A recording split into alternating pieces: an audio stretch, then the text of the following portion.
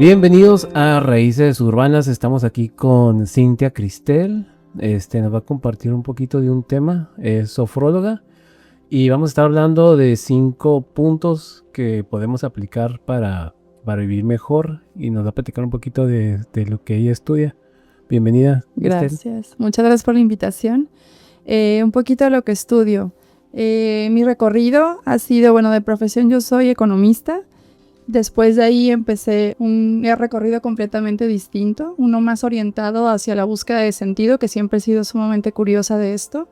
Así que me preparé como logoterapeuta, que es una rama de la psiquiatría de alguna forma, o de la psicoterapia que se enfoca en la búsqueda de sentido, precisamente porque yo estaba en búsqueda de sentido. Después de ahí estudié un máster en sofrología caicediana, que es a lo que me dedico actualmente. La sofrología caicediana es una disciplina que entrena el cuerpo y la mente para poderle ayudar a la conciencia a encontrar un equilibrio. Tiene un objetivo terapéutico el acompañar a los pacientes en cualquier momento en el que se encuentren, ya sea viviendo una enfermedad o con un objetivo específico como entrenarse para alguna competencia o para vivir a lo mejor están en algún duelo, en alguna crisis existencial. Entonces nosotros acompañamos a través de meditación, contemplación, respiración y les enseñamos a habitar, ¿no?, su cuerpo y a vivir cualquier situación en la que se estén encontrando en ese momento, ¿no? Ok.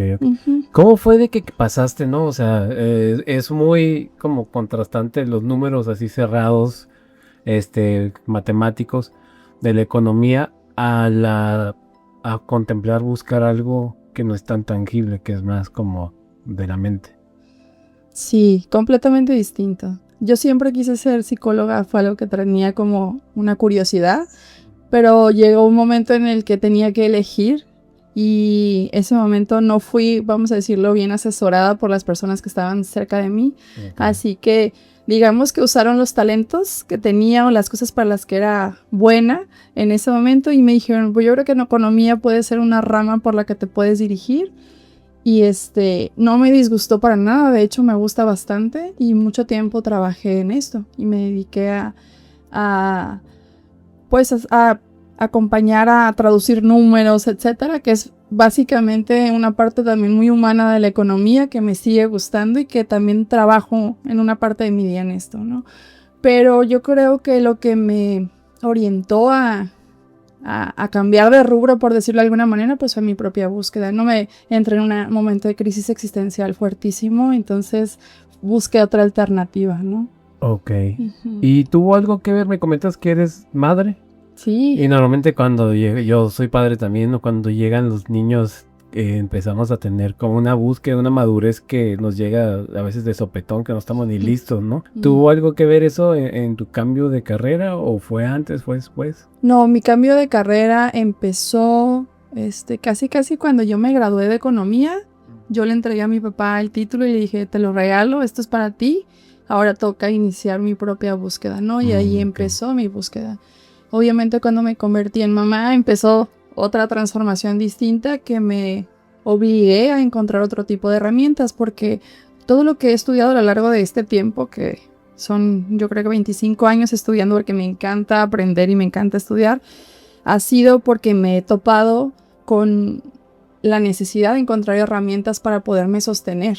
Eso es lo que me ha ayudado, ¿no?, a encontrar esto que tengo hoy, ¿no? Y que me ayuda a acompañar a otros. Entonces primero lo empezaste a aprender como para aplicarlo en tu persona. Siempre. Yo te puedo decir que nada de lo que yo hago es porque no lo viví, o porque no lo experimenté, o porque yo soy una persona que me gusta entender por qué me pasan las cosas. Entonces, eso me orilla o me impulsa más bien como a ir a buscar, como, ¿por qué me sentiré así? ¿Por qué me estará pasando esto? ¿Qué alternativas encuentro en ello? Y me meto de lleno, ¿no? Ok. Uh-huh.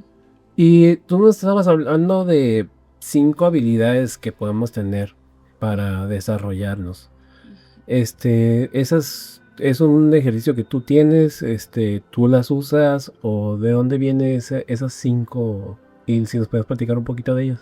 Sí. Digo, hay otra cosa además de ser mamá que creo que despertó, porque tuve un despertar muy fuerte hace 4 años. Ajá. Yo me separé Ok. y fue una separación muy, inesperada. Ajá. Y esa separación inesperada tuvo un despertar fuerte en mí. Hay gente que lo puede reconocer como si hubiera habido un despertar de la Kundalini, ¿no? Ok. Es decir, la energía vital después de estar comprimida de repente explota, ¿no? Y sube y se desborda. Y yo lo veo como, o científicamente se conoce como atravesar un trauma, ¿no? Entonces, Ok. cuando atraviesas el trauma, lo que pasa es que tu vida se colapsa, ¿no? De repente no lo venías venir y no estabas preparada para contenerlo, y lo que pasa es muy interesante más bien lo que viene después, ¿no? Y que me obliga a mí con esta curiosidad permanente de decir, ¿y ahora cómo le voy a hacer, no? ¿Cómo voy a salir de esto? ¿O para qué me está pasando esto, no? Y cuando me preguntabas o me invitabas, ¿no? A dar un mensaje o qué es lo que me gustaría compartir, yo creo que elegí 5 habilidades que a lo largo de los últimos 23 años de mi vida he aprendido y que me han ayudado a compartir, pero que además he intentado que tengan un soporte para que la gente cuando los integra sepa que tiene un beneficio, ¿no? Que tiene pues sí, un objetivo. Y el objetivo creo que es vivir una vida más feliz, ¿no? Creo que todos coincidimos en eso, ¿no? Sí, y por ejemplo es muy bueno esto, ¿no? Porque normalmente cuando pasamos por algo así, pues fuerte, muchas veces lo que menos tenemos son herramientas, ¿no? Y qué bien que tú estás haciendo esto para compartir a la gente, y si alguien que está escuchando está pasando por algo similar, creo que muchas veces una persona que ya pasó por eso es de las mejores personas que nos pueden ayudar, ¿no? Sí, yo me acuerdo que antes de que pasara esto, yo acompañaba ya pacientes, ¿no? Yo soy terapeuta holística y tengo algunas otras herramientas con las que también acompañaba, pero generalmente cuando llegaban, yo solía ser muy impaciente, ¿no? Y decía, es que ya platicamos sobre esto, ¿por qué no has hecho este cambio? Mira, que no, es que nada te lo está impidiendo, etcétera. Y no fue hasta que me tocó atravesarlo, pero atravesarlo por completo, ¿no? Sí. Fue cuando dije, ay, caray, o sea, entendí esto que dicen de cada quien tiene su momento, cada quien tiene sus tiempos, y a veces lo que más nos hace falta es alguien que nos acompañe sin juicio, sin prisa, y que nos ayude a habitarnos, ¿no? Y también sí es importante decir, vamos a darle espacio a esto, pero la atención siempre hay que dirigirla a salir victoriosos de esto. ¿Qué quiere decir? A que esto sea una experiencia enriquecedora y que tiene una razón de fondo de por qué sucedió, para qué me está sucediendo esto, ¿no? Eso siempre lo tuve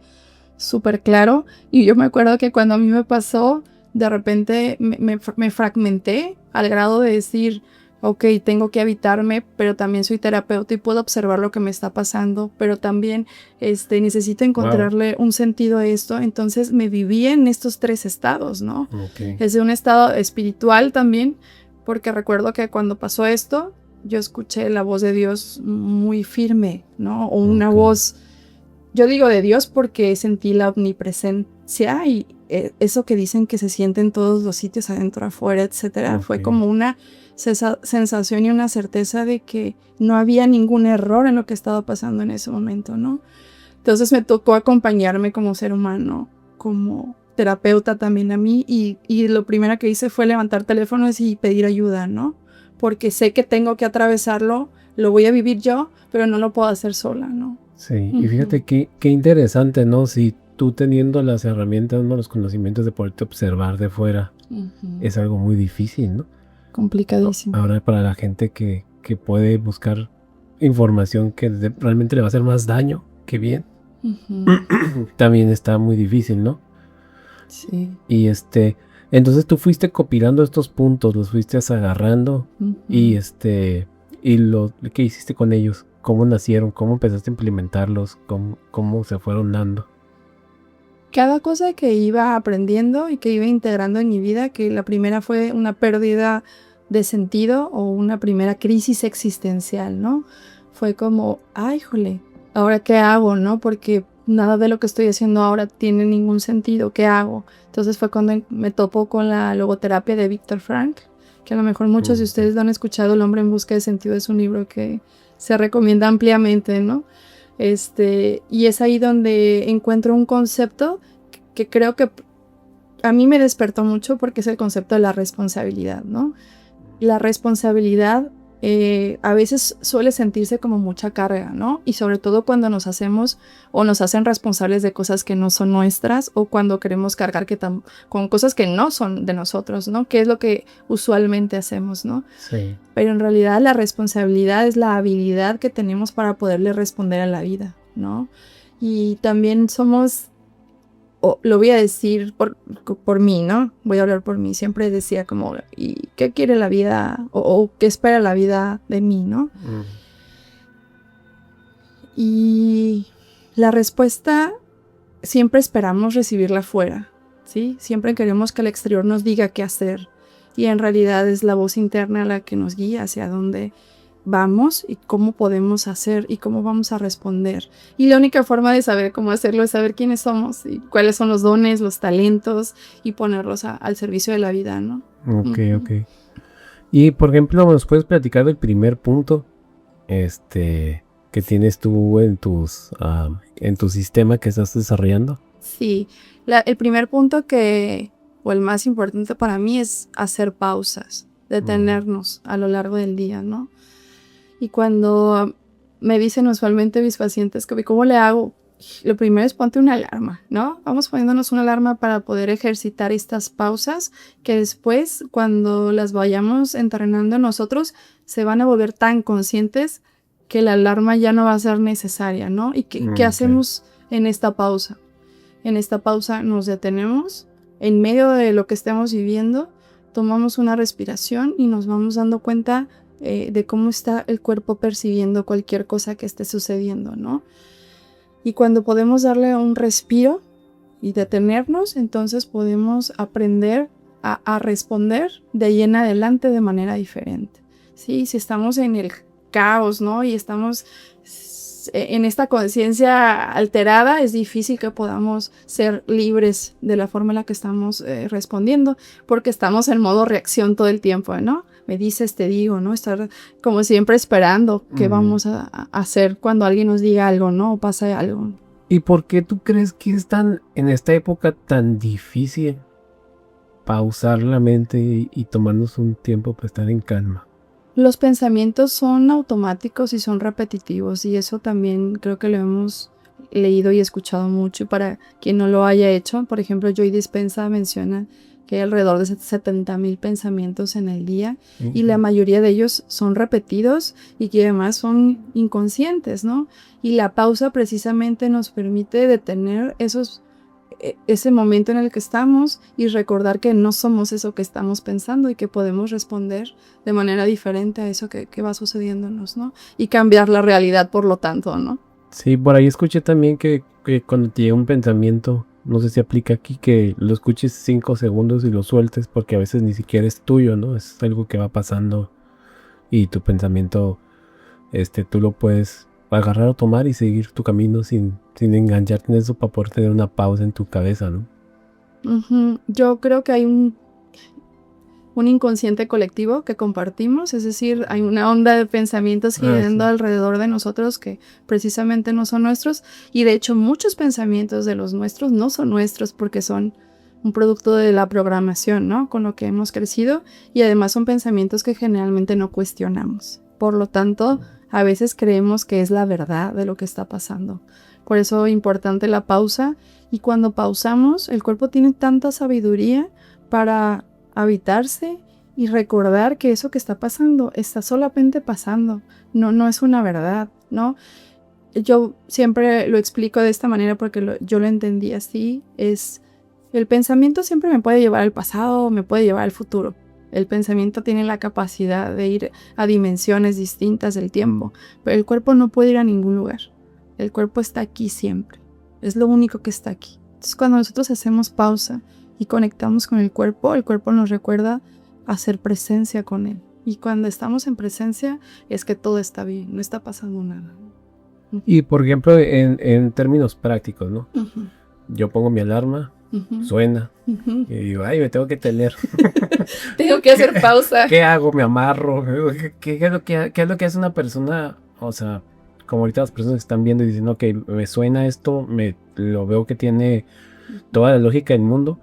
¿Cómo le hago? ¿Qué tengo que hacer? ¿Cómo pongo mi entorno? ¿Qué horario escojo? ¿Qué tips puedes dar en este aspecto? Ok, yo creo que ya nos conocemos, ya conocemos un poquito nuestra dinámica y podemos observar en qué momentos sentimos que podemos perder la paciencia o en qué momentos necesitamos tomar un respiro porque no tenemos la suficiente concentración o la suficiente atención. En esos momentos son los momentos prueba, pero para empezar como un entrenamiento podemos empezarlo a hacer antes de irnos a hacer nuestras actividades. Que parece que estamos tranquilos, pero no estamos todavía tranquilos. Nos podemos sentar en algún momento y tomar un par de respiraciones profundas, 3 respiraciones profundas y empezar a relajar el cuerpo de manera consciente. Y cuando empezamos a hacer esto, y si llega un pensamiento, porque obviamente van a llegar, hagan una pregunta. El pensamiento puede ir y venir, pero si ustedes le hacen una pregunta como ¿y de dónde vendrá mi siguiente pensamiento? ¿A qué sabe mi siguiente pensamiento? ¿Qué color tiene el siguiente pensamiento? Como es una pregunta que no está acostumbrado a recibir, nos va a dar un espacio. Okay. Ese espacio es el más importante. De hecho, es la conciencia precisamente es lo que hay entre un pensamiento y otro. Y eso es lo que queremos fortalecer, ¿no? Okay. Ese espacio es el que precisamente me gustaría o quiero invitar a todos a habitar. Pero para poderlo hacer hay que entrenarnos, ¿no? Okay. A estar ahí en ese espacio. Y ese ejercicio es muy pequeño, pero es muy poderoso. Okay.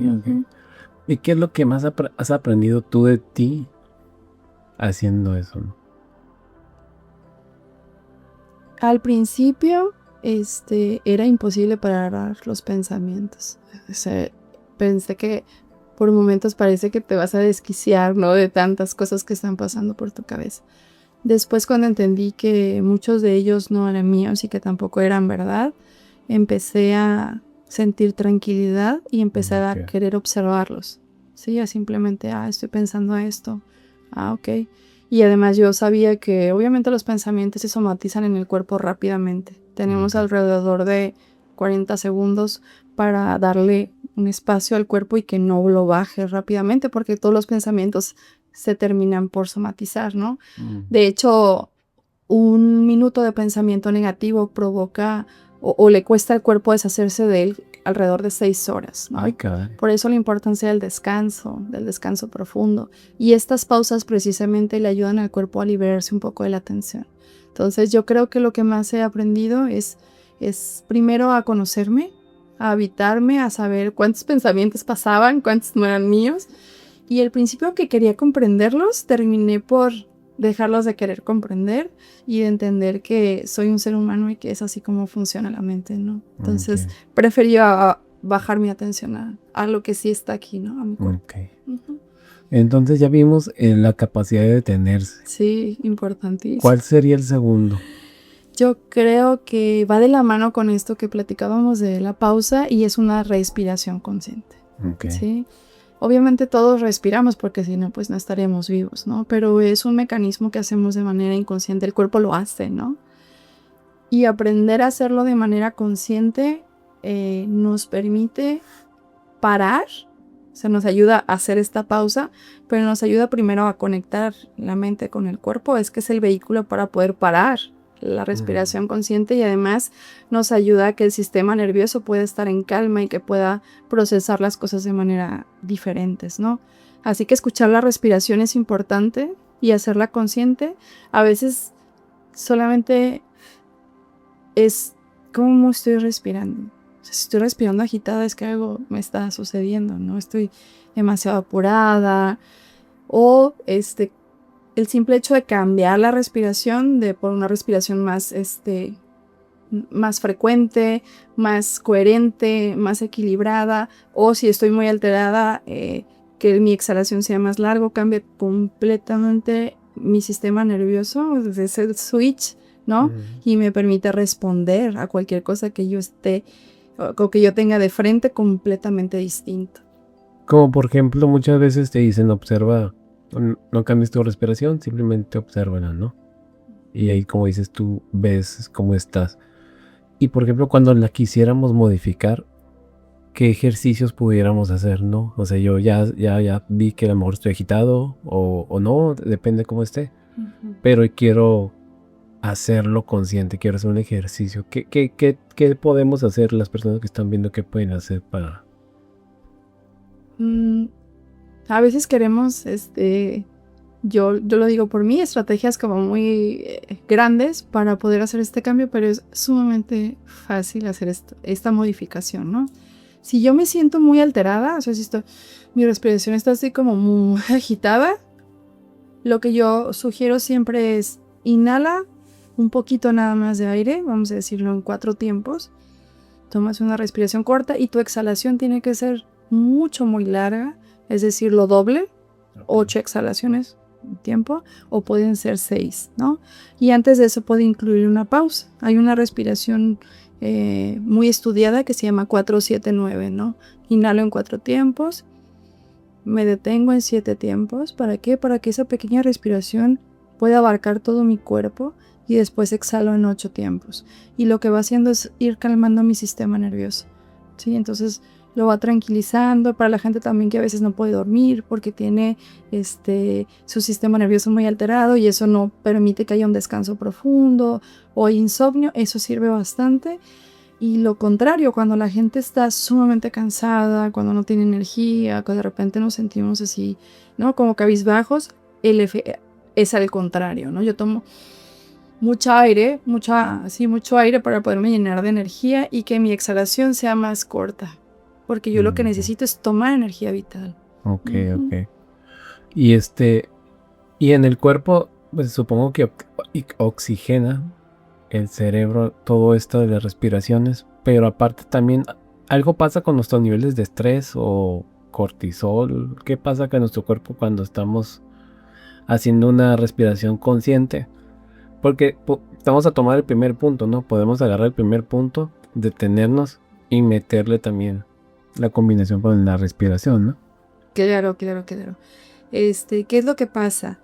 El estrés, que obviamente es una de las enfermedades más escuchadas ahora y que tenemos que tener bastante cuidado con eso, es una respuesta hacia algo. Eso es el estrés. Es como estoy respondiendo yo a cualquier cosa que esté sucediéndome, ¿no? Entonces, cuando volvemos a hablar de una respiración consciente, quiere decir que yo tomo el mando de lo que está sucediendo. Y entonces yo elijo cómo quiero respirar a esto que me está pasando, ¿no? Obviamente, como es una técnica corporal, inmediatamente va a ser un cambio, ¿no? Cuando nosotros tenemos un estrés elevado, pues todas las hormonas que se descargan, cortisol, adrenalina, noradrenalina, lo que va haciendo es provocando una inflamación del cuerpo, ¿no? ¿Por qué? Pues porque quieres correr, ¿no? Y el cuerpo necesita tener la energía en ciertos espacios para poder córrele, ¿no? Así que quita la atención del corazón, quita la atención de la corteza prefrontal, se va a sistemas límbicos, a sistemas en los que lo que quieres es sobrevivir, correr, ¿no? Y como no podemos correr porque la amenaza no es evidente ni inminente, no hay nada que nos persiga, sin embargo, el cuerpo sí lo percibe como una lucha-huida, le llaman. Entonces, se llena de cortisol y de adrenalina. Ok. Y el siguiente punto que tenemos, ¿cuál es el tercero? La capacidad de sentir y de sostener nuestras emociones. Ahí viene lo bueno. Ahí viene lo bueno. Así es. ¿Y en qué consiste eso? ¿Cómo se hace? La capacidad de sentir. Lo que pasa es que para nosotros es padrísimo poder sentir emociones como la felicidad, como la alegría, como el gozo. De hecho, nos gusta sentirlo todo el tiempo, ¿no? Pero cuando hay algunas emociones que no son tan fáciles de sentir, como la tristeza, como el enojo, como la rabia, y no solamente de sentir, o sea, no queremos procesarlas dentro y hacer algo con ellas, pues generalmente nos evadimos, ¿no? Volteamos y mejor hacemos una cosa distinta o echamos culpa o buscamos que haya algún otro responsable para no quedarme con esto que estoy aquí adentro, ¿no? Entonces, ¿cómo sostenemos eso? Es primero entendiendo que va a pasar. Cuando una emoción tiene un espacio de contención y yo soy ese espacio de contención y puedo tenerla sin ningún juicio, es decir, la voy a sentir porque va a pasar, pero si yo la atravieso, pasa. Cuando yo tengo este entendimiento, puedo ser capaz de sostener esas emociones. Duran 90 segundos, las emociones son pasajeras. Okay.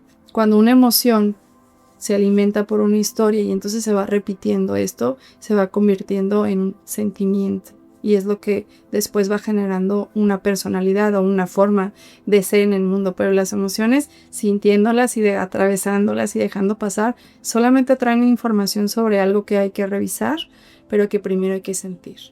No hay que evadir. Oye, ¿y qué papel juega el sufrimiento en el aprendizaje, no? Como por ejemplo, muchas veces dicen, tienes que pasar por ciertas cosas para aprender.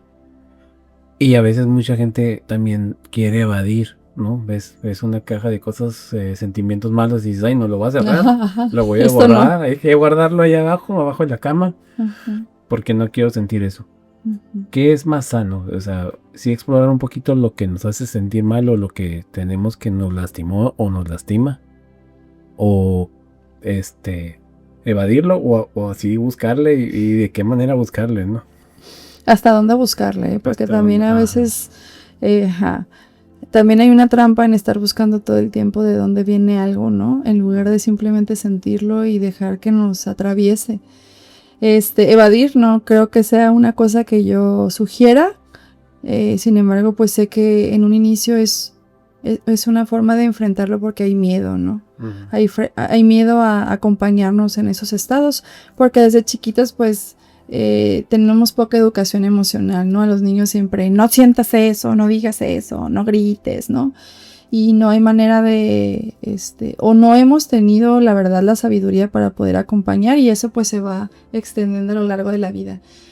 Yo creo que el sufrimiento, desde el punto de vista del budismo, por decir alguna línea, siempre dicen que el sufrir es opcional. El dolor, eso es inevitable. El dolor finalmente tiene la capacidad de generar una fractura interna y en esa fractura podemos volver a ir hacia adentro, que es una invitación también a ir al mundo interno para que pueda reflejar una realidad más coherente y por eso es importante hacer un trabajo interno siempre.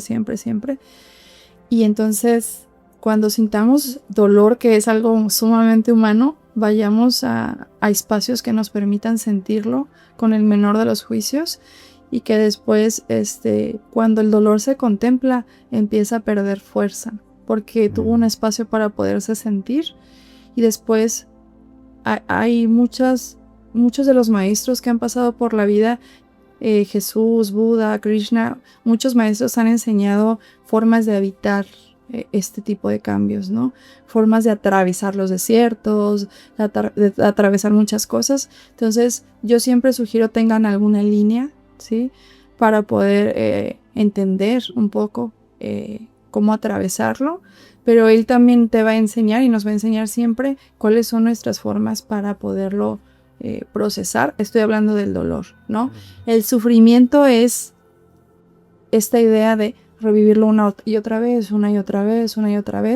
y es como si quisiéramos seguir cargando algo que ya queremos soltar, entonces parece como absurdo, ¿no? Oye, ya que o sea, lo estás sintiendo y lo quieres soltar, pero otra vez lo traes y además lo quieres evadir, entonces es como seguir en el misma samskara, ¿no? En la misma rueda y que pues no sé si vaya a tener en algún momento un final, pero el cuerpo tiene cierta tolerancia, ¿sí? Hay un momento en el que el cuerpo dice, ya no puedo con esto, y desarrolla alguna incomodidad que después puede convertirse en alguna enfermedad, un trastorno, algo.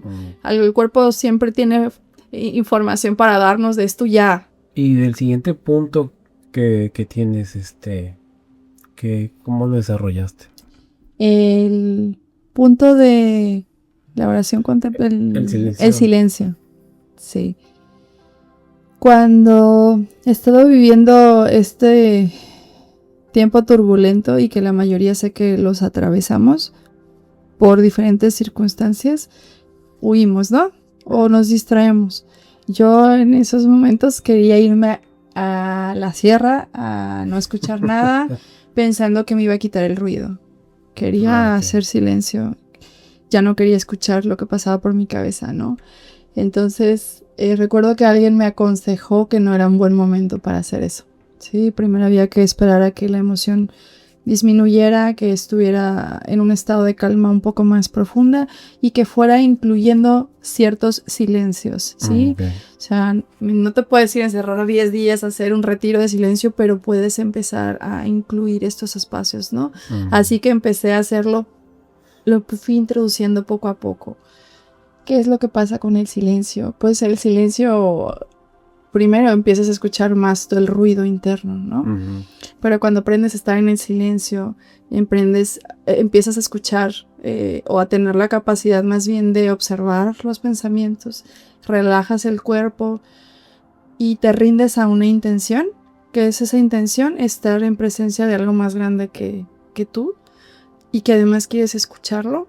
El silencio habla, ¿sí? Uno puede decir, bueno, Dios nos habla en el silencio, o podemos escucharnos una voz más con una frecuencia más alta de nosotros mismos, o podemos escucharnos a nosotros mismos en una parte más álmica, ¿no? Y es una voz más suave, no hace ruido, da paz. Entonces, el silencio ayuda y es un camino para poder contactar con el alma, ¿no? A mayor profundidad. Y yo lo recomiendo ampliamente. Igual volvemos a lo mismo, ¿no? Vas a ir atravesando ciertos espacios hasta que llegues ahí. Yo a veces logro sentirlos por segundos, luego se vuelven minutos hasta que corres a hacer tu espacio de silencio porque lo necesitas, ¿no? Para escucharte. ¿Y qué diferencia hay entre esto y mindfulness que le llaman, ¿no? Porque cuando estás en silencio, por ejemplo, el primer instinto, bueno, lo digo por mí, ¿no? Hablando de mi punto de vista, ¿no? Quiero prender el radio. Quiero poner música. Quiero poner la tele. Quiero llenar un ruido. Incluso es difícil estar con alguien y decir, hey, tengo un amigo que le digo, hey, cállate. Empieza a escuchar los pajaritos. Y le dije, mira, entre más nos callemos, más se va a escuchar. Exacto. Y ya nos empezamos a que lo callo un rato, ¿no? Pero mi instinto es poner música, es hacer ruido. ¿Por qué nos cuesta tanto trabajo el silencio? Pues precisamente porque no es tan fácil estar con uno mismo. Porque a veces hay mucho dolor dentro de nosotros o hay demasiados pensamientos y no sabemos qué hacer con ellos. Así como no sabemos qué hacer con el amigo que habla mucho, a veces en realidad el amigo que habla mucho es el nuestro, ¿no? Pero hablando de un amigo que hay que conocer, porque parece que lo conocemos, pero es un completamente desconocido para nosotros, ¿no? Es una parte que no hemos explorado con curiosidad, pero yo creo que es precisamente porque nos cuesta mucho estar en silencio con nosotros. Y por ejemplo, ahorita ya tenemos varias herramientas como la mochilita, ¿no? Ya llevamos en la 4, creo, ¿no? Sí. Entonces, cuando una persona está en silencio puede combinar todas, obviamente. ¿Cómo es un buen entorno? ¿En dónde? ¿Cuánto tiempo? Para la persona promedio que esté escuchando, como con cuánto tiene que empezar a practicar el silencio, hacer su práctica. Bueno, yo recomendaría que hicieran un silencio o empezaran por un silencio de 25 minutos. Sé que puede escucharse bastante, pero sí sugiero que empiece con una práctica así y que después se va a volver todo. La mente también tiene su cosa bonita, ¿no? Pero es una locura estar en silencio con uno mismo y es un gozo que después invita a hacerlo por más momentos, ¿no? Yo he llegado a 3 días de silencio, pero bueno, un día espero hacerlo 10 días de silencio o más tiempo de silencio, ¿no? Pero sí es una invitación encarecida para todo aquel que tenga demasiado ruido. Por favor, deténgase un momento, tome una respiración, apréndase a relajar y a convivir con el ser humano con el que van a convivir toda su vida, que es con uno mismo. Okay. ¿Y ese lo pueden combinar el silencio con caminatas? Por supuesto, por supuesto. Hay algo que también sugiero yo en mis sesiones mucho a quien tenga la posibilidad y a quien no, que la busque, por favor, y es que haga caminatas en la naturaleza, en silencio. ¿Por qué? ¿Qué pasa? Cuando nosotros estamos en silencio, pero hay muchas personas, o hay demasiadas personas, parece que no, pero hay un ruido mental de las demás, ¿no? Cuando nosotros caminamos en silencio en la naturaleza además de que tiene su propia sabiduría, nos invita a la contemplación. Cuando nosotros contemplamos las cosas, la naturaleza es la naturaleza. El limón da, o sea, el árbol de limón da limones, el naranjas da naranjas, o sea, la naturaleza está viviendo o expresándose desde su forma auténtica, ¿no? No intenta ser nadie más, ¿no? Y cuando uno intenta hacer algo más y nosotros nos vemos en esta interacción, ¿no? O en esta interdependencia, porque también somos parte de, podemos empezarnos a ver así también nosotros. Y es una cosa que sana bastante, muchísimo. Los baños de bosque en Japón es una terapia que también seguramente se ha escuchado, se ha leído, porque es importante pasar tiempo con la naturaleza, ¿no? Precisamente por eso, porque es un reflejo y es una invitación a ser uno mismo también, ¿no? Okay. Y además, cuando nosotros estamos con personas, generalmente estamos siempre en un juicio. Ay, no, su pelo, su talla, siempre estamos todo el tiempo haciendo eso, aunque digamos que no somos prejuiciosos, porque la mente es una naturaleza en la mente hacer eso, enjuiciar. Y cuando estás en la naturaleza, pues no dices, ay, el árbol está como que súper grande o muy flaco, ¿no? O sea, no haces eso y por lo tanto la mente descansa en eso y puedes simplemente estar y contemplar la belleza de lo que, pues de la creación de Dios, ¿no? Y el quinto. El quinto que se junta con el primero, que es yo creo que es el más importante, es el de darle sentido, ¿no? A todo lo que vivimos. Fue de las primeras cosas que aprendí y que no entendí porque quería que se acomodara todo para que todo tuviera sentido, ¿no? Y hay muchas cosas que no tienen sentido hasta que no las vives, confías en que por alguna razón están pasando para ti, ¿no? Y además a través de ti. Porque obviamente tenemos este cuerpo, pero lo experimentamos este cuerpo y no somos en la totalidad de esto, ¿no? Simplemente lo tenemos para poder vivir esta experiencia humana. Así que lo que nos permite darle sentido a todo lo que nos pasa es recordar y reconocer qué es lo que más vale o importa para nosotros. Y cuando nosotros, porque en esencia esas cosas generalmente no se modifican, son cosas que siempre importan. Y cuando los recordamos, podemos darle un sentido a cualquier cosa que estemos viviendo, aun cuando no terminemos de entender para qué es, ¿no? Sirve bastante. ¿Y eso cómo lo podría aplicar a alguien que en este momento se siente bastante perdido, ¿no? Porque hay mucha gente que está pasando por momentos muy difíciles, más en estos tiempos, ¿no? Que la vida es tan difícil en tantos frentes al mismo tiempo. ¿Cómo le puede hallar a una persona sentido a la vida cuando está pasando por algo fuerte o simplemente se siente que no sabe ni por dónde darle? Yo creo que hay que empezar por cualquier cosa que tengamos enfrente. Es decir, en estos momentos de mi vida, ¿qué me está pidiendo la vida? ¿No? ¿Cuál es la circunstancia por la que estoy atravesando esto? ¿Cuáles son los recursos más valiosos? Es decir, aquí lo más importante que rescato, por ejemplo, del acompañamiento sofrológico es rescatar aquellas cosas que son importantes y valiosas para nosotros, y es, vamos a decirlo, por ejemplo, híjole, ahorita estoy atravesando una enfermedad, pero lo más valioso para mí es poderla vivir con una mayor conciencia, ¿no? O no sufrirla tanto desde la mente.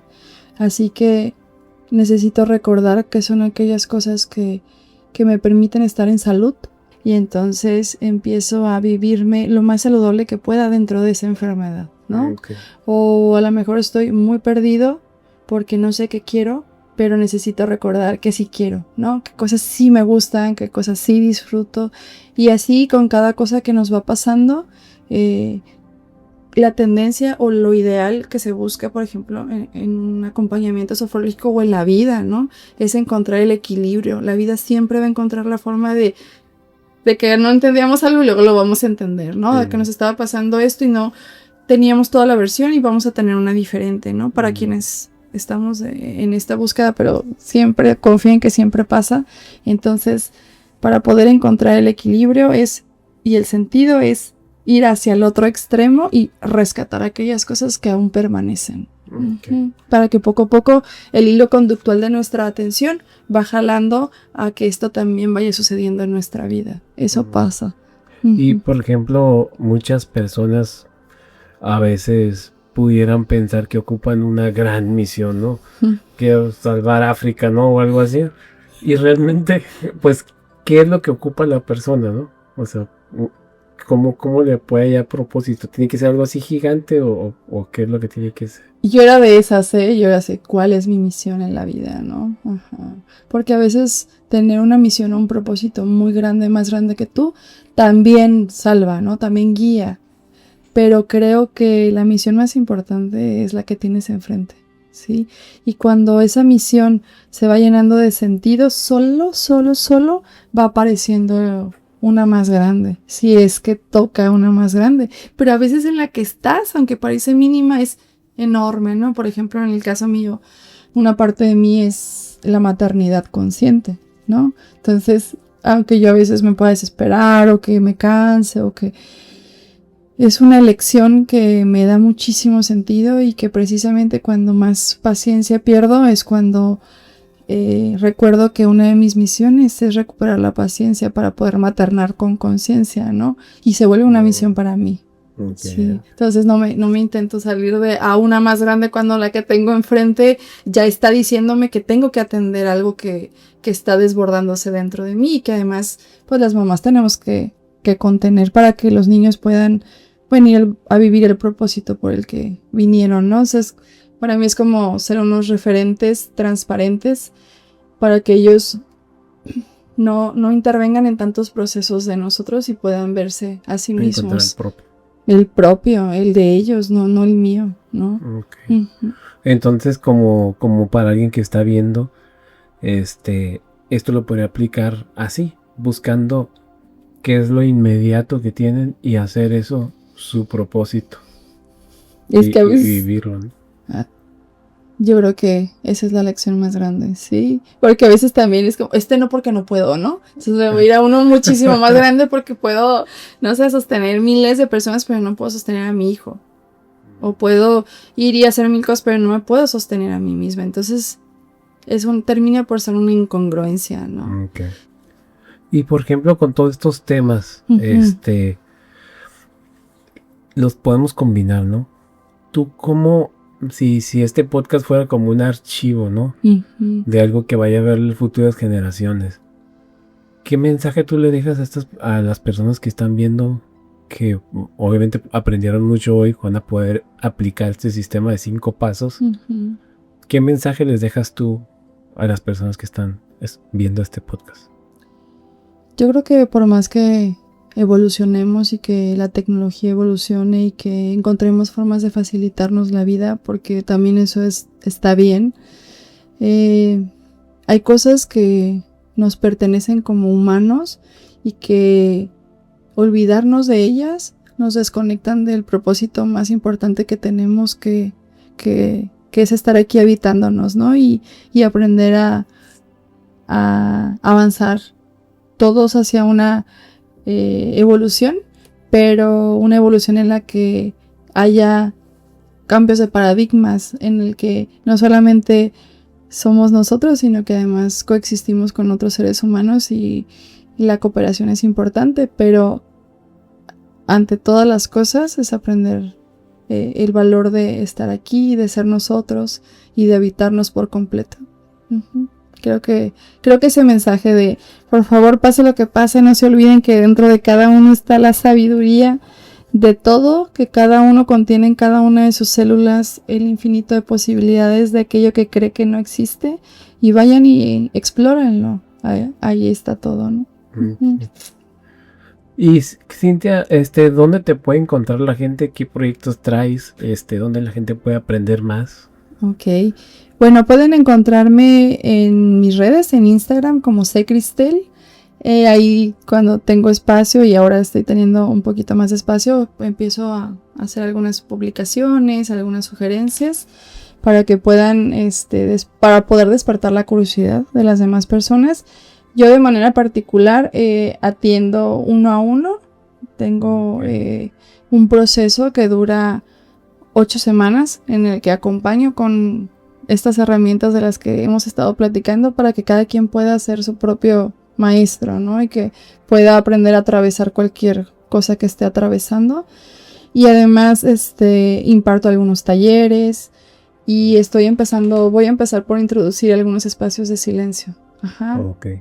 Así que pues ahí lo van a ver en las redes sociales. Así que es una invitación a que después nos encontremos. Uh-huh. Muy bien. Pues muchas gracias por estar aquí en el podcast. Ahí vamos a poner sus redes, los links, y para que si quieren aprender más puedan visitar sus redes, hacer sus citas, ir a vivir su proceso con ella. Uh-huh. Y esto fue Raíces Urbanas. Muchas gracias. Gracias a ti por la invitación. Muy honrada. Gracias. Gracias. Nos vemos en la próxima. Nos vemos.